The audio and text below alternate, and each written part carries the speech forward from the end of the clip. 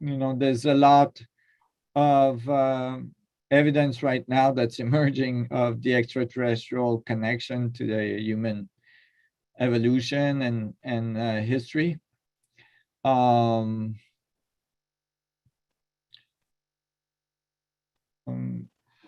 Hi, Christiana. Hi, Nassim. Hi, Marshall. Hi, Big hugs Christiana. to you both. Nice to see Good you. to see you. Nice to see you too. Your questions always get voted on top. You always have the questions that people want to know about. So, and they always put me in awkward situation. I hope that's not the You case always do that today. to me. You love that, don't you? No, that's not at all my intention, but I know know. that you like to talk about these things, and also it's Yeah. important for humanity. So Yeah, I agree. I'm just kidding you. I'm just yeah, giving you a hard indeed. time. It's because I know you as a friend that I can say that. Yeah. Yeah, the you know, the extraterrestrial. So, what exactly is your question? Is I was, I'm looking at how we are interacting with each other right now on this planet. Yeah. And we're not so good at it, all of us. So Yes. we're needing help. And it is addressed to us for tens of years now that ships have been coming. They have given us technology. They have given us people like you to advance that technology. They have given us resources that we could use, and we're still in the Neanderthal of like evolution, from my perspective. If you Yeah. look from the perspective of an advanced civilization, you laugh for sure at the situation of the world. You might laugh and you might cry. I'm also crying a lot lately, so that's also available. What's that? You have been what? I'm also crying a lot lately, Yeah, yes, yeah. but laugh is part of it. Right. It's, You gotta laugh, otherwise you cry. it's But becoming bipolar. yeah. The thing is I wanna clarify the first statement you made, which we're not good at it at collaborating. The problem actually is that we're really good at collaborating if it's for war. Well, yes, no, for peace. And so, I mean, so what we need to do is get better at collaborating for survival and not for destruction. And because otherwise we can be really, really good. We can really, really, really be good. It's just that, it's, if you look at our evolution, it's very, very young, cosmologically speaking. It's like the blink of an eye. For the galaxy, it's like, who are these people? Oh, they're so the newcomers. Yeah, the newcomers, right. And I thought they were ants just a minute ago. Like and so, it's really, we think of it as taking a long time. It's actually happening really quickly. But it's not so, you say like time flies when you're having fun. There's a lot of parts that are not so fun. So, Yes. time is tending to feel like it's taking a long time. Yes. Yes.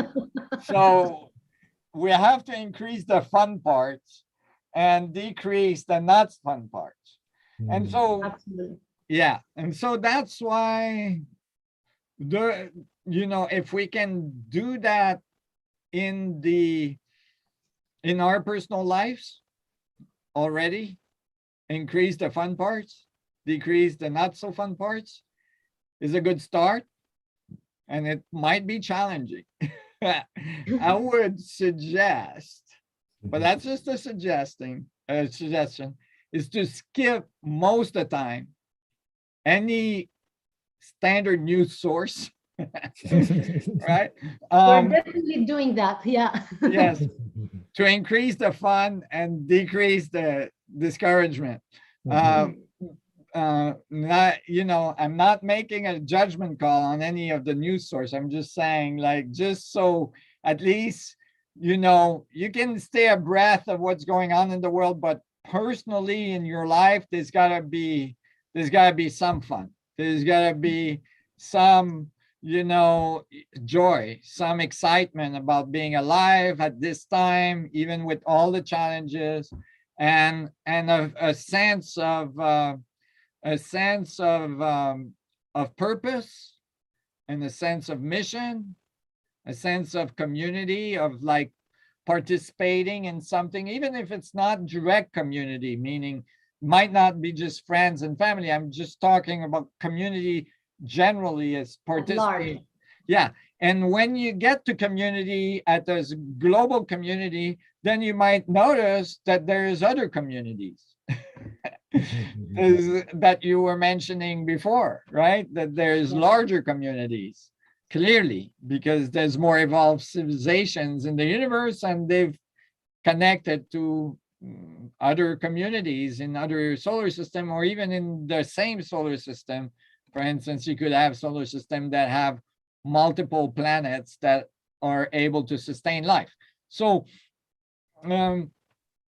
this larger community, then if you consider that, I think at this point, saying that there's no evidence of that would be like completely ignoring all of what has happened in the last 2 years. Before that, it was ignoring all the millions of pieces of evidence that have been there from antiquity to like now, which required the person to just dismiss everything, without studying. At this point, you'd have to dismiss the Pentagon, most of the governments in the world, like, the flying saucer in your yard, even. Yeah, exactly. You'd have to, yeah, exactly. You'd have to dismiss a lot. But so like to the point of what we could consider dissociation, like, and this is something that is part of the evolution that we're ongoing, right? This phase transition that we're ongoing right now is part of that is realizing we're not only do we need to be global in our approach to our community, but that there's other communities, and that we're part of those other communities, whether we like it or not. For instance, the galactic community doesn't say, oh, well, there's the galactic community, but then the little bitty Earth over there, no, that's not part of it. Like, no, that's Earth, it's separated. Right. Then from that perspective, seeing the humans as one race is not difficult. Like, they're, definitely. Yeah. And so actually that's the key for the people on this planet to realize their common goal, right? To collaborate really well. Yeah, to unify goal and then get intergalactic with it. Yes. And my question was, if we realize this intergalactic collaboration that we already have, we had it for years of time. Like, look at the pyramids. If you don't think if you don't think we're helped now, let's like rewind to the pyramids and the other megalithic structures that were given to us for free energy. Yes, there's lots of evidence of having this kind of presence on our planet for a long time.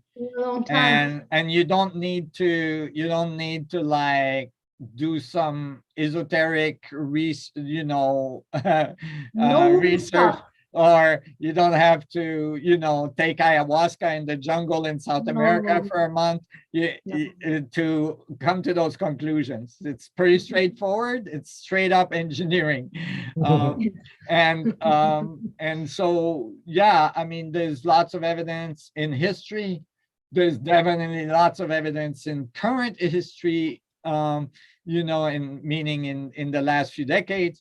And there is no doubt that Yeah.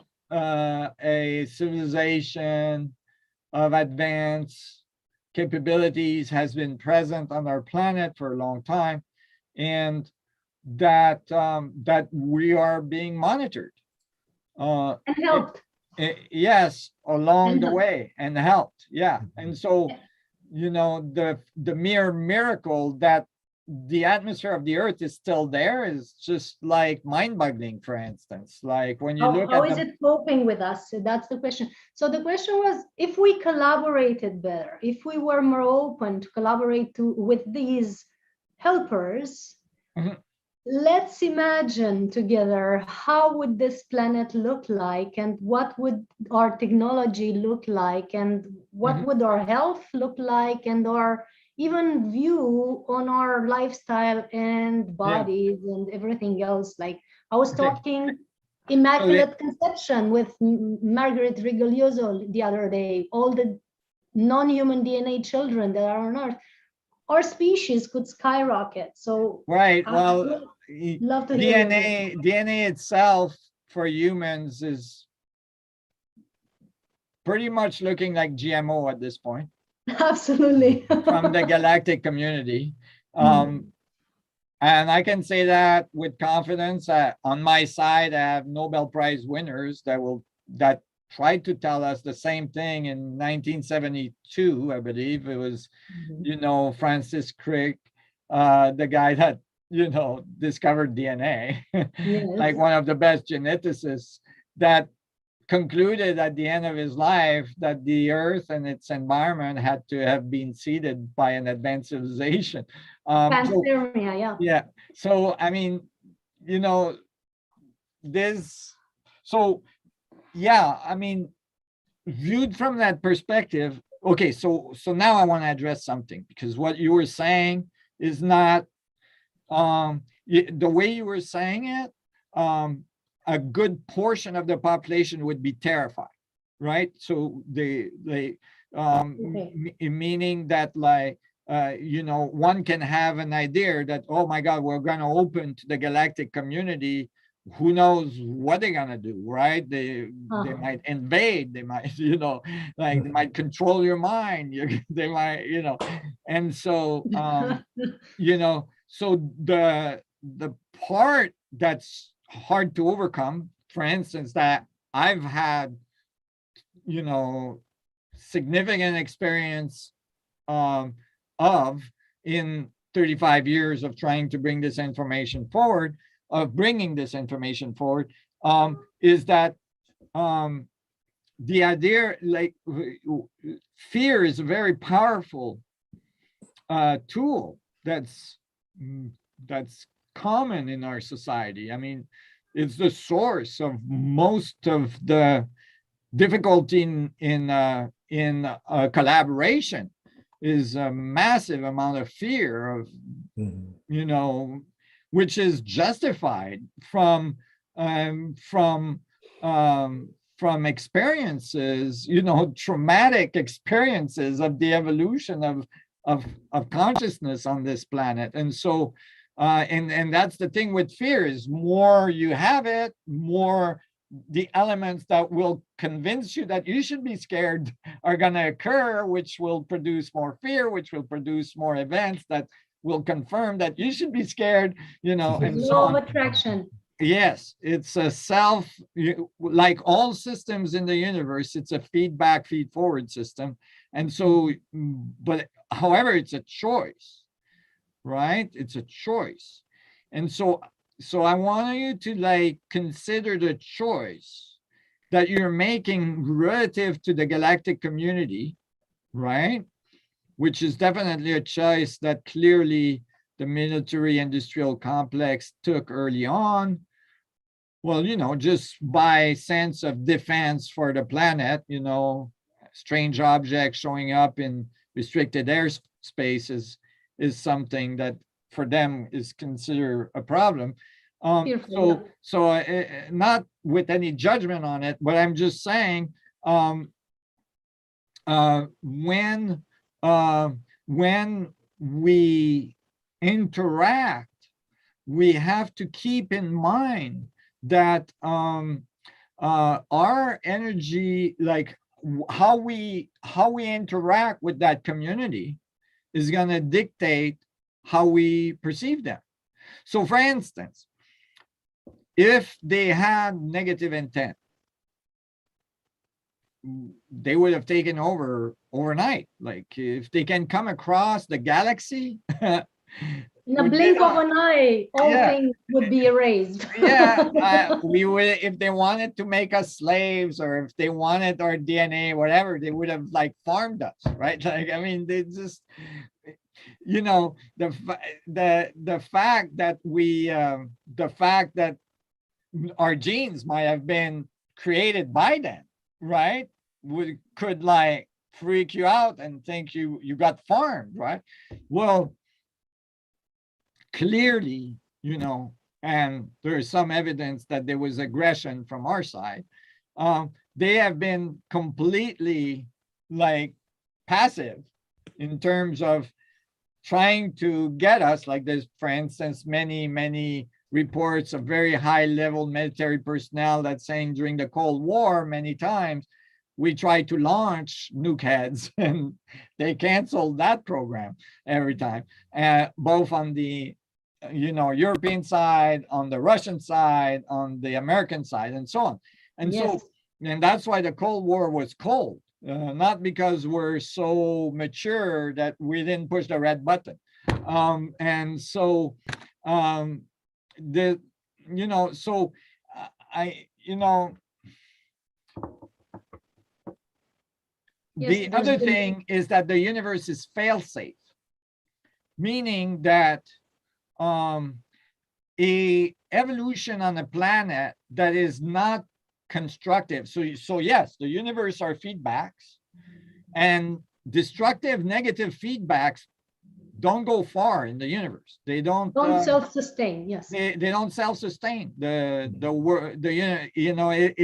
It's literally impossible for it to function over time, over long period of time in space, because they are self-destructive. They decohere instead of cohere, right? So coherent feedback, though, produce larger and larger and very sustainable evolution. Decoherent, so planetary systems that have decoherent feedbacks don't make it very far. They run out of resources. They interkill each other. They destroy themselves very quickly. Look at us. Yes, and there's evidence that we got babysat in certain ways in the background, so that we're still here to talk about it.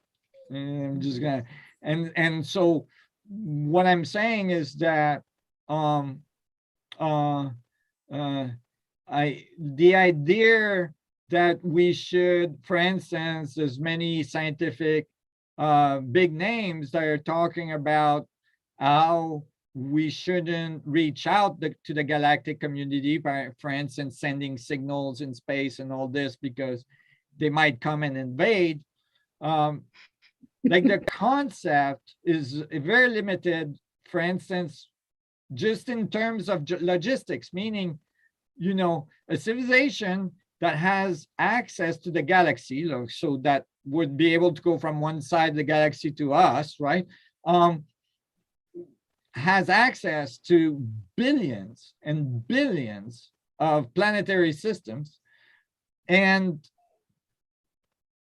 the idea of like having to fight a planetary system to have access to resources is most likely just as alien to them as they are to us, right?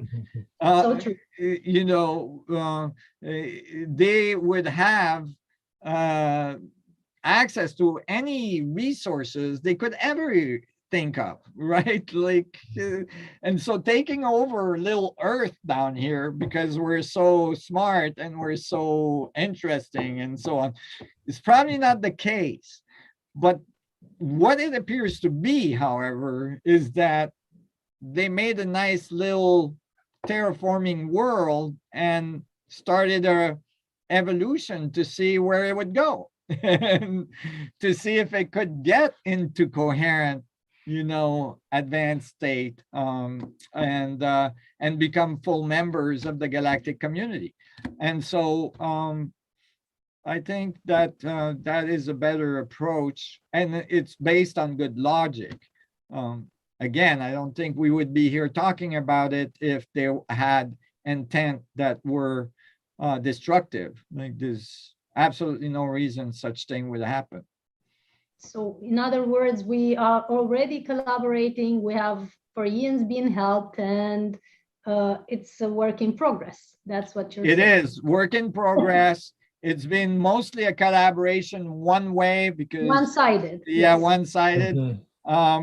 It would be nice to reciprocate, and become more collaborative. I think it would have great interest for all humanity. More active in communication. And we've been hearing that one of the best frequency that they respond to is actually the frequency of love instead of the frequency of fear that most of humanity is emitting. What would actually work as communication wave is the frequency of love, hence the good result of the thousands of people meditations that have been going on the last 2 years. Of course, I mean, that's, what we call love is actually coherency, collaboration, connection, we like openness, you, welcome. outside of fear, openness, right? If Trust. you're fearful, you're closed. If you're loving, you're open, right? You can be loving and open and have eyes wide open too, like it doesn't discerning. Yeah, you can be discerning it doesn't shut off your discernment, is what you say. Yeah, exactly. It's not naive. It doesn't fool you to be trustful. It's just a state of openness that where can I get from here? Yeah. And an openness to like transcend preconceived ideas and ways of functioning and ways of seeing the world, like worldview is so important, right? I'm listening to, I commute for 40 minutes every morning. And so I'm listening to an audio book called The 5 Personalities, I believe. And it's interesting. It's made really simple and really clear, but you can see like all the patterning that occurs early on in our lives that are the result of trauma and so on, and our coping mechanisms, that develop as a result of it, which are based on fear of survival and so on. And so these are things that we can all work on, that make a huge difference, because if we overcome them individually, then we can help other people overcome them as well, around us, and together globally, it makes a difference, linearly and non-linear.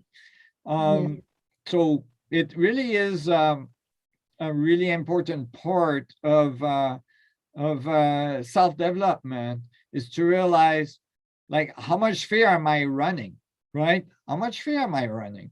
And it's always gonna be a percentage. It's never gonna be completely gone. Meaning in certain situations, it will be completely gone. In others, it won't. A good example, because sometimes it's okay to have, fear. Fear is there for a reason. Like, it's telling you, okay, there's a danger now. Part of the feedback. Don't put your hand on the oven, for example. That's a good fear. Exactly. Don't put your hand back on. Yeah, the problem is because of the trauma we experience, we've generalized the experience and tainted what comes to the forward of reality, how we interpret reality as a result. Right. So, for instance, when I was climbing, it was so dramatic. This is why I was a solo climber.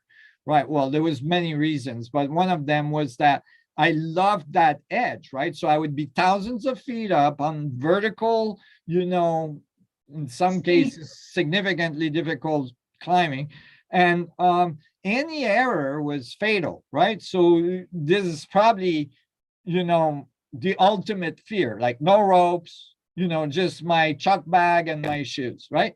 And so thousands of feet up, you know, the wind, the birds, everything, you know, and the and just climbing, and I could get, and so during my career, and I would do this for hours every day, like I would run up climbs 30, I would climb 30 to 40 pitches in an hour and a half, because I didn't have ropes, I didn't have anything. I was just running up the mountain.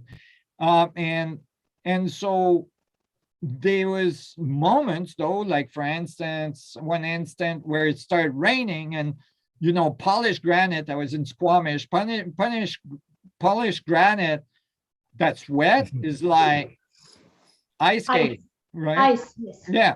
So now my shoes are not sticking, my hands are slipping, and I'm actually below the crux, which is fairly simple crux for me because I climbed it 1,000 times before.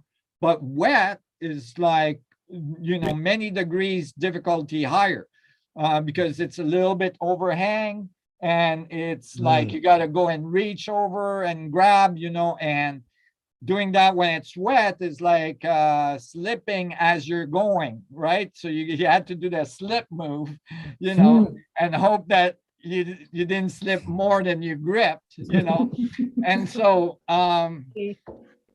you know, and so those moments are moments where I had the choice. So now I'm sitting there below the crux, and I'm, you know, burning fuel and burning energy just sitting there, and I'm scared to do the move, right? I try a few times, I back off. I try a few times, I back off. And I'm like, okay, I like, there's no way to do this move securely. It's gonna be run for it, right? Or yeah, or stay there, you know. And now, so more you start thinking about the possibility of you slipping, and I'm feeling it right now, just thinking about it, my hands start sweating, right away, your hands start sweating. So now it's immediate, you get feedback right away that you're now slipping even more, right? And your legs are starting to the shake thing, we call it the sewing machine, right? Like your muscles are starting to cramp up because you're not moving and you're staying there and you're all gripped. And you know, this is like a bad feedback you're in now. And the only way to get out of that feedback is to look at this and say, and see yourself at the top enjoying a beautiful day. At the end of it, yeah. Yeah. I've done it already. Yeah, it's done. This I'm is on how my I was way. passing my exams, yes. Yeah, it's done. No more fear, it's gone, right? Forget fear, I'm just going. And then you just go and you do the move and you get past it, and you know, you're fine, right? And so that edge is so strong there. Even, you know, if it's not an emergency situation, just free soloing, it's there. You know, that you can really feel what is the difference between fear and love, between fear and, you know, between decoherency and coherency, you know. And when it's a good reference point, because then in the rest of your life, you can, every time you feel fear, you can manage refer back to that moment. Yeah, that's right, you can refer back to that moment. And so for me it was free climbing, but for everybody, there's moments like that that you can go back to, where you had that choice to be in fear or to be in open, right? To be close or to be open, and manage that. And then you're gonna fail every day. Like for instance, I'm not gonna say what speeds, but let's just say I drive really fast. Okay. We I was in the car once. I can attest to that. Yes. Oh, it's That's the nice, fastest I've ever gone in my life. nice to in a have you car. here, Marshall. Yes, I'm glad to have you still be here. here. Very happy And to have you and here. for me, clearly not for my passengers, but for me, I'm completely relaxed. Typically, I'm listening to classical music or some nice music or some nice rock, and I'm thinking about physics and everything. And everything on the highway is just slow motion because I'm at a different speed. So it looks like it stopped. And so I'm just doing like the pinball machine, like going through and and it's really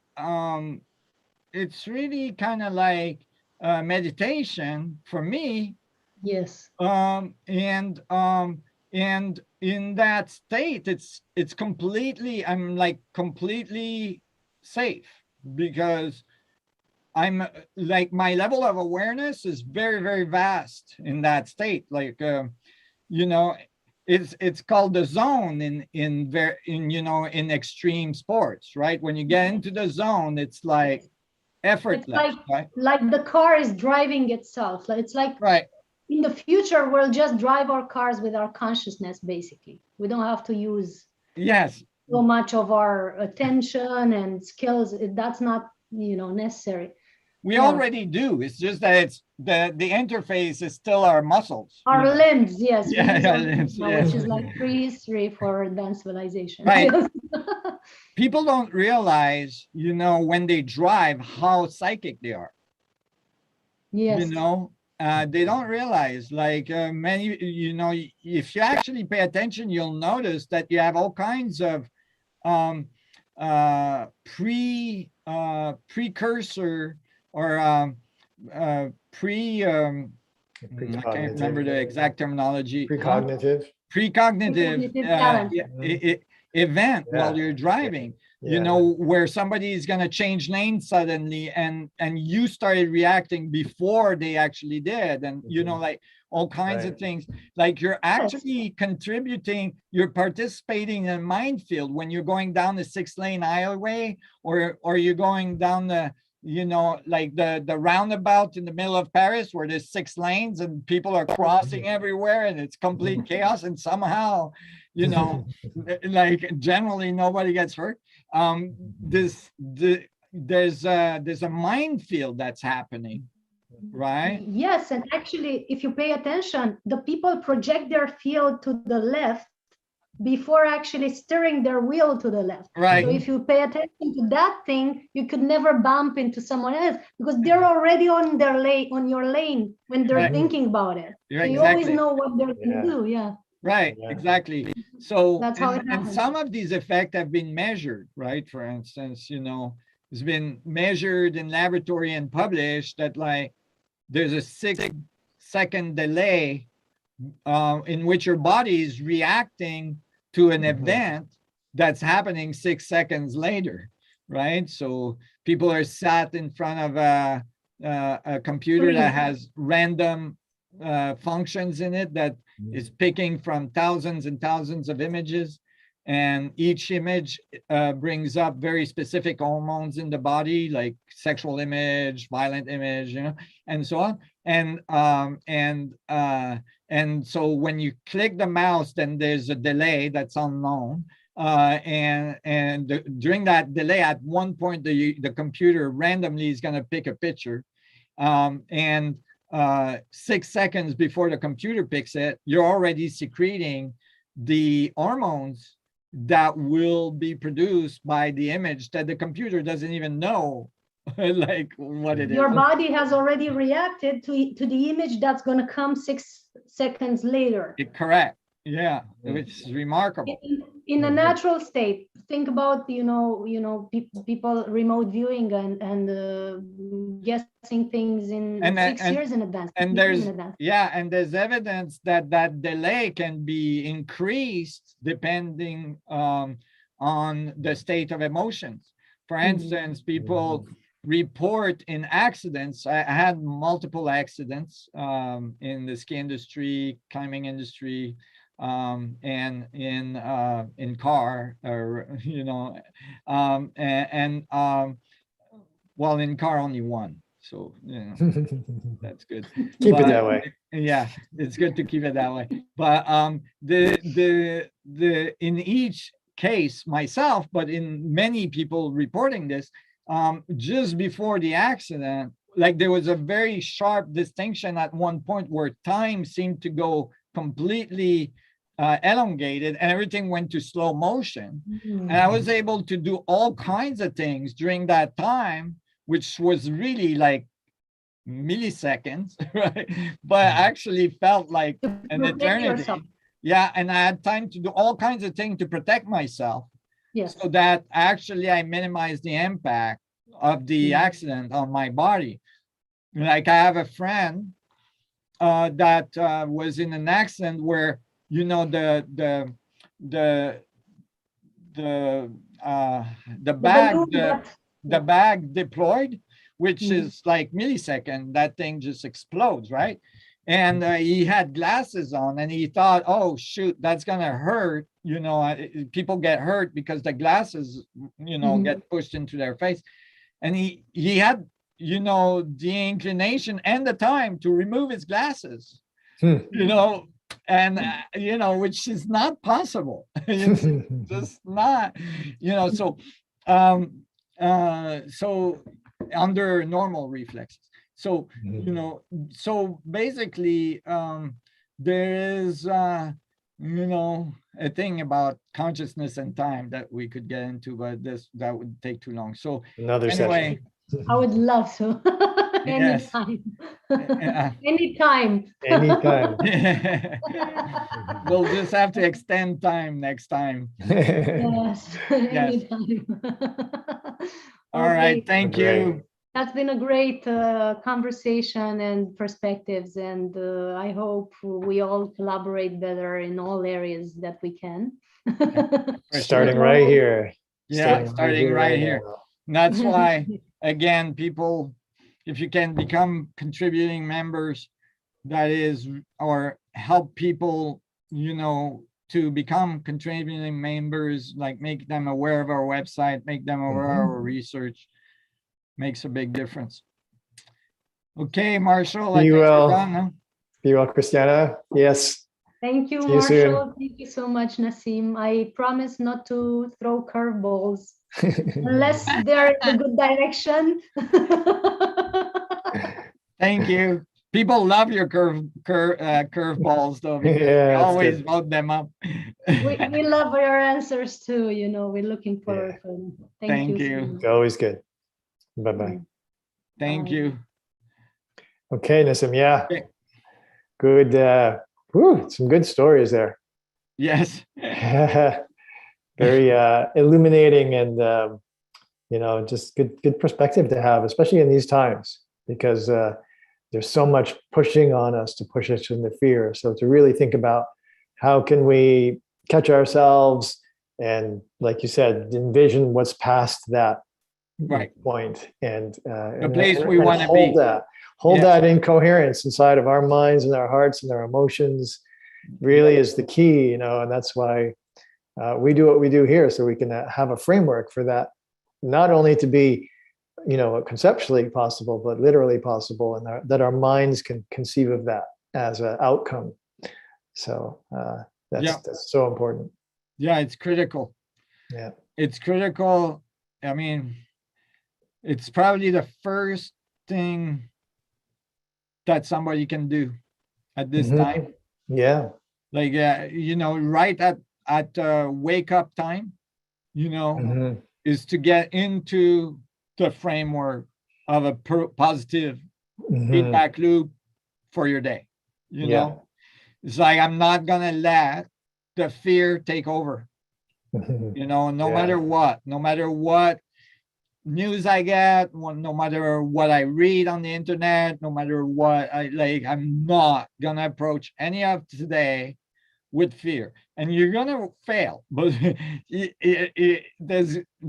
if there are moments. If most of the moments you're outside of fear, then you're winning.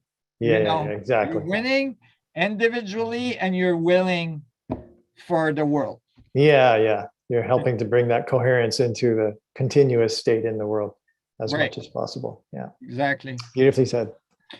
All All right. right. Thank you so much, Nassim. Thank you, everybody, for joining us here on Zoom, as always, and on YouTube. Thank you for all being here. And yeah, please put out the word for membership. We really would appreciate ongoing support. And it's not a lot, $5-10 a month, something like that. It makes a huge difference for us and keeps our research going and keeps these sessions going. So Yeah. thank you all. Be well. Take care, Nassim. We'll talk to you in a month. Yes. All right. If Bye-bye. not before. Bye. We'll talk before. Bye-bye.